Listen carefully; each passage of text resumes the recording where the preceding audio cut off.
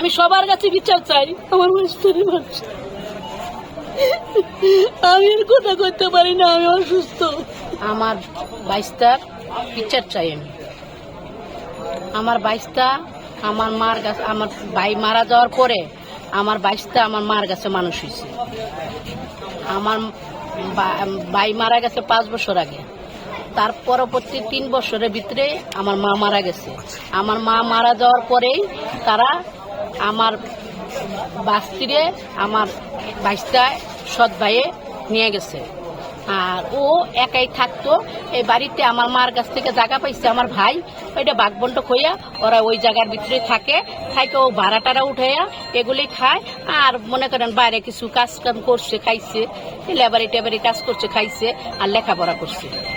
5 আগস্টে ও ছাত্রগণ সাথে ছিল, সমন্বয় ছিল। আমার 22 তারিখে নির্মমভাবে হত্যা করলো। আমি হত্যার বিচার চাই।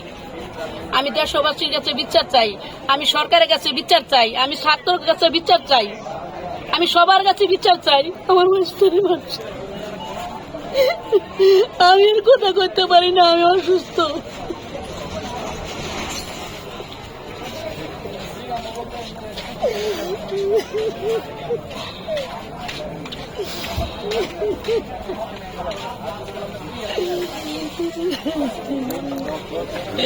নিজে রান্না বান্না করে নিজে খাওয়া দাওয়া করতো। ওর মতন এতিম গুণ এই দেশে নাই। মা নাই, বাপ নাই, দাদা নাই, দাদি নাই, কিচ্ছু নাই। আমরা 3টা বোন, 3 জায়গায় বিয়ে হয়েছে। আমরা এক জায়গায় একজন থাকি। নিজেরটা নিজেই খাইতো।